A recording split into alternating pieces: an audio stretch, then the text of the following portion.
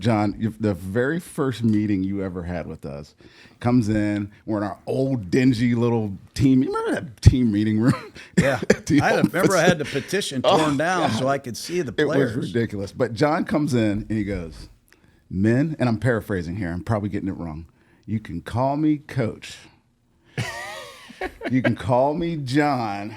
You can call me anything. But don't call me Chuck." Is that what I said? I never said that. Look at that shirt. Look at that shirt. I'm not sure if I got it right, but I do remember you telling us, "Don't you dare call me Chuck. Don't you dare call me Chuck." Crazy point in my life. Oh, so live from the Stream Center, we are going to. I know you do this for everybody. Oh, we are going to present you with a box, man. A box? Yeah. Open up our box for us, John. See, you got some good stuff in there. I got to open up this. This was a fancy box. Yeah, usually it's like a FedEx box. Oh, look at this. A Rondé Barber number 20 hat, man. Yes, indeedy. The heck is this? Is this a magnet? That's for your fridge. That's pretty good. My wife will love that. Put that up for you. Holy smokes. Is this you? That's me. That's the Rondé Barber show. First man. ever shirt given out to a guest. This will be the worst rated show of your career, having Gruden on here. What is this, a beach towel? Yeah, WFLA beach towel. WFLA? What is all this, straw? It's straw. It's filler. Where's all the good stuff at, man? I gave you the good stuff. Thank you. We're on a budget here, buddy. This, man. This is awesome. Oh, I love it. Yeah, great. Thank you, guys. All right, JB. Yeah, no, let's get to your block here. That's great. We, of course, John, we love to have fun on this show, and we love to make it, we love to give Rondé the spotlight, but we also like to ask Rondé really the tough questions also, the tough questions. So we have a segment, check out this animation, it's just for Rondé, right? It's called, we call it the Barbercue. How about that? Where we turn things up a little bit, we're going to make things a little, we're going to raise the thermostat a bit. I'm just going to keep pumping this shirt out right here. With some, yeah. I'm going to sell some of these. There you go. I like it. That's pretty sweet. I'll get you one in double XL. Don't worry. So let's get to some of the questions that we are. All right, I like this because we already talked about quarterbacks in the first block. Okay, so I'm going to ask each of you this question, and you guys can answer. Let's start on offense. John, let's say you're starting an NFL franchise. You can have any offensive player in the league. Let's say that Goodell says, John, you can have any offensive player in the entire NFL, but it can't be a quarterback. Oh boy, can't be a quarterback now. You got to pick anybody. I'll probably take Tristan Wirfs. That's a good call. That was a good call. I really would. Yeah, not because I'm in Tampa, but I like that guy. So man. all the skill guys, Justin Jefferson, Jamar Chase, all the skill. No, you want Tristan Wirfs. We'll get some of those guys in a little bit, but I want to get my team. I want to get that guy. I can drop back the pass and look around with him in there. Right. You know what I mean? Rondé, who you got? I'm taking Jamar Chase. You want Jamar Chase? He's just ridiculous. He's ridiculous. He's the best receiver I've ever seen, actually, in terms of skill and like athleticism. What would a Rondé Barber versus Jamar Chase battle look like? It wouldn't be good. We'd play a lot of cover two. I'd be sitting in the flat rerouting them, hoping John Lynch is over the top or Dexter Jackson's over the top of me. He's good. So as we look here at some of the shots of Rondé Barber from his playing career, let's talk about Wirfs then John. What makes Wirfs so special to you? Why, of all the players in the league, you didn't really hesitate. He's your guy. Well, there's a lot of great skill players. There's very few big guys that can do what this kid does. I mean, he's all pro at right tackle, then he's all pro at left tackle. He's the only guy to ever do it. Yep. He can play anywhere on the line. He makes the guy next to him play better, and he can pass protect one-on-one with no help. More than anybody in the league and better than anybody. He's the best pass protector in the league, and he's a young man. He's a great guy, and he's enormous. He's enormous. He is enormous, like capital E. It's amazing that he can move like he can move. I would agree. I mean, there's great tackles around the league. I mean, Lane Johnson's a good tackle. There's a bunch of guys. The guy in Pittsburgh's going to be a pretty good tackle, but there's nobody like him. If he stays on this trajectory with how well he is playing at the tackle position, does he join you guys up there on the ring one day? Nah, he'll be wearing a gold jacket one day. Yeah, he'll definitely be in the Hall of Fame. This guy's sensational. I don't think anybody in the history of the game has been all pro at right tackle and left tackle. I don't think it's ever happened. There's only a few guys that have been all pro at multiple positions. Joe Klecko is one of them. The only reason I know that because he went in the Hall of Fame with me, and I was like, "How is this guy not in the Hall of Fame already?" He's all pro at three positions: DN, tackle, and linebacker. You know, it's funny though. If I were to come back and be a college coach, you talk about all this NIL money. Give the NIL money to the quarterback. Give it to the running back. Give it to the receiver. I would love to give all my NIL money to defensive linemen and offensive linemen. You know what I mean? And Nobody really talks about it. Nobody talks about that anymore. During our day, that's all people talked about. You won up front. That was it. Yeah. And I think you still went up front. I think Philadelphia won it all because of the offensive line play, and they had a fourth quarter pass rush. They could unleash it. Sorry for rambling.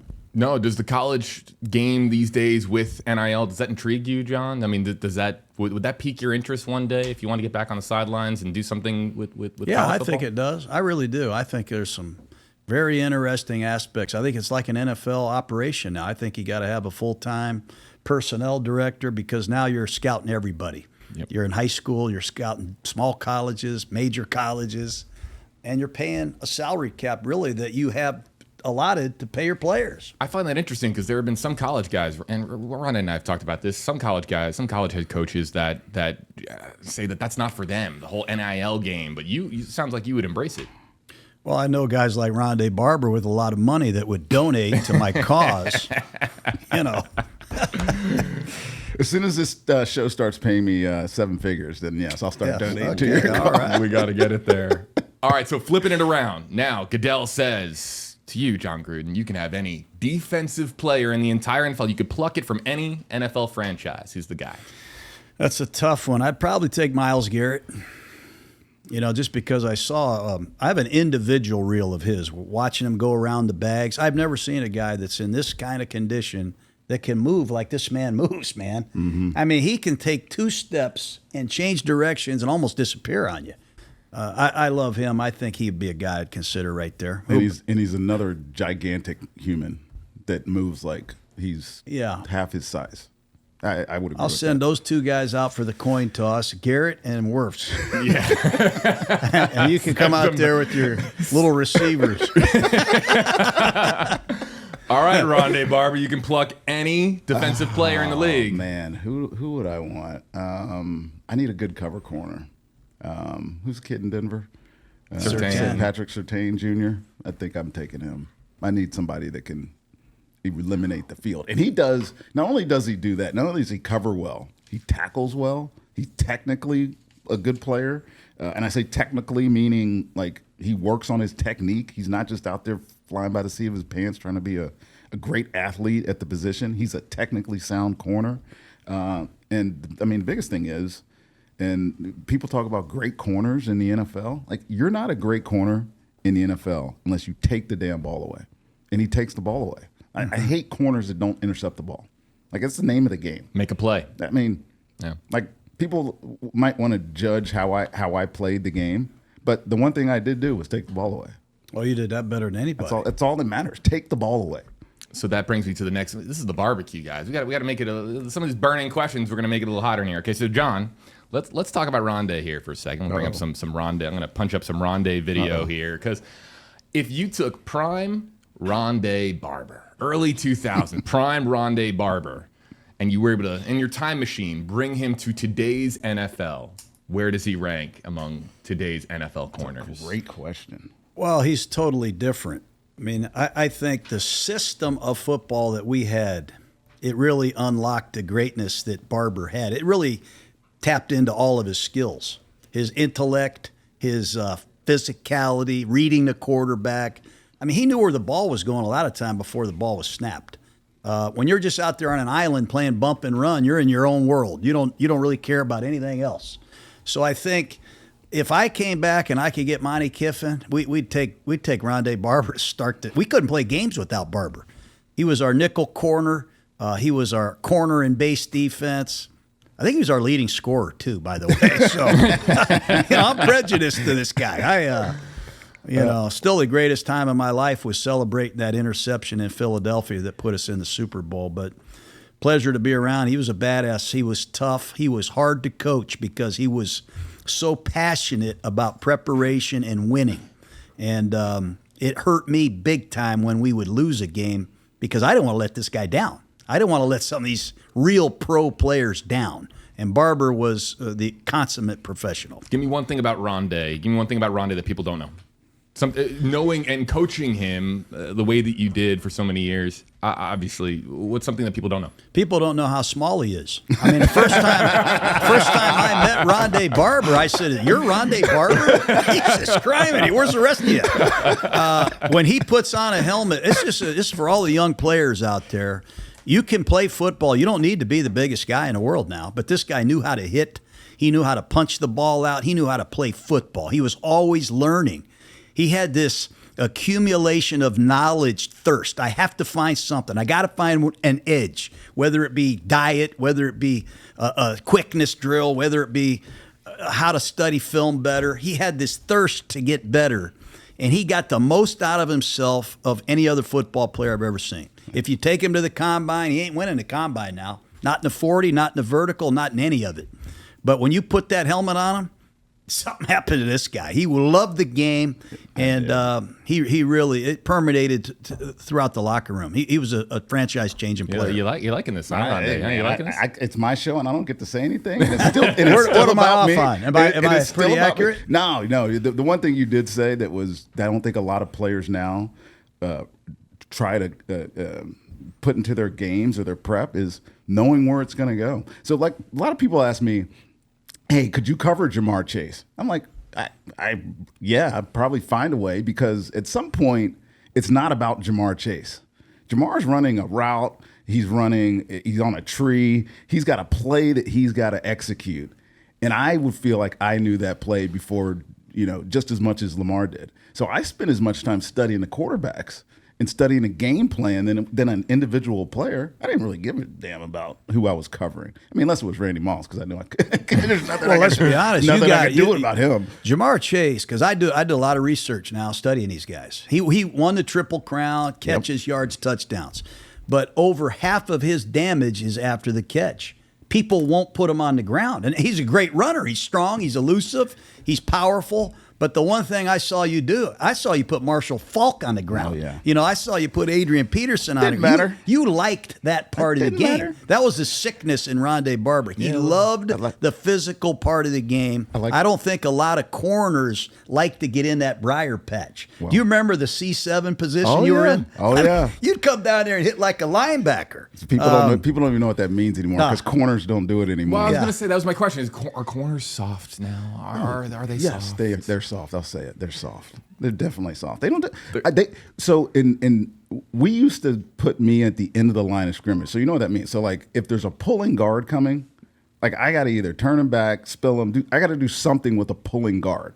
Like, teams now put a big body out there. Right. We just left me out there. Let Brian Kelly go play with the receiver on the other side of the field. And I said, I'll be Let me tell you, there's a corner. clip, and I still have it at my office. When I was in Green Bay, we had Reggie White, and he was famous for the hump move. Mm-hmm. He would get that tackle setting up the field like he's speed rushing, and he would hump that guy and toss him right on his back. So we're playing the Minnesota Vikings. I remember this. I swear to God, we called a nickel blitz off the edge. And he hump moved that. You gave that guy that. Remember that tackle for the Vikings? It was one of the greatest we might have rushes. To find it. You got to find that. Yeah, we got to find it. But that was a summary of how physical a corner, how physical a football player Rondé was. That was fun, man. Those were fun days, man. God, I miss those. So let's move on to the next question here on the Barbercue. We are on the Rondé Barber Show with Jon Gruden, Rondé Barber. I'm JB Buno. So, okay. All right, we're gushing about Rondé here. We're gushing, and he deserves it. It's his show, after all, John, right? Yeah. Let's play the time machine game again.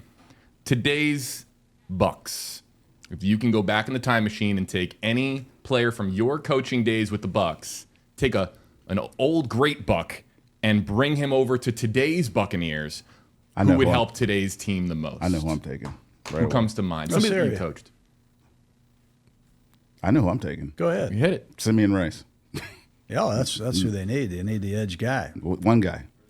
Simeon Rice. Yeah. You think Todd Bowles would love if, Oh, my God. prime Simeon Rice was on his team? Simeon didn't like the physicalness really of the game, but he was physical. Like when you needed him to be, he found a way, and he could rush the hell out of an edge. I can't imagine Simeon playing today. He would be really, really good. I'm hoping the Bucks trade 2 first-rounders and gets Micah Parsons in here. I mean, that's really what I want. You're exactly right. The one thing the Bucks haven't proven is, do they have the guy that can get there off the edge? And I've said this. I learned this from Bill Walsh with the 49ers. If you don't have a fourth-quarter pass rush, you're not winning a championship. Because you got to beat Joe Burrow, you got to beat Mahomes, Josh Allen. You're going to get the lead. Your team is going to have the lead. They're going to have the ball in the fourth quarter, and they're going to throw it. You got to go. And they're going to have 4 downs to get 10 yards. You better be able to close it out with the rush. What did we do to Gannon in the Super Bowl? Oh, man. It was like a feeding frenzy. That's what I'm saying. Simeon Rice could have been MVP. Right. I know Dexter deserved it. He had the early interception. He had 2 interceptions. But without we thrived on defense, and you talked about takeaways like in the first segment. We thrived because our pass rush was so damn good, man. Like the ball had to come out. It had to come out. So why did I have so many takeaways? It was because I knew the ball had to come out, and I was willing to take a chance to go get that play, go get that ball. Because it was coming out. So it's the morning of August 27th. Let's just get this out there. Because every time that we talk about national NFL news, Rondé, like an hour after we're done doing the show, massive breaking news happens. It's our curse, John. So we're going to talk about, let's bring up Micah Parsons. That's the one guy unsigned. On episode 6 of the Rondé Barber Show, the last episode, John, Rondé was of the opinion, and we got to call balls and strikes here, Rondé, right? Yeah. Rondé was of the opinion that this was just an orchestrated soap opera, that this is just Jerry Land and Jerry Jones doing what Jerry Jones does, that this was more of a facade. What's your take on the Micah Parsons situation with Dallas? And do you think that there's a chance he would actually leave? Because you saying trading 2 first-rounders for Micah to bring to the Bucks, they're not going to do it. I got it. Well, I went through this. When I went back to coach the Raiders, Khalil Mack was on the team, and he would not return not one of my calls.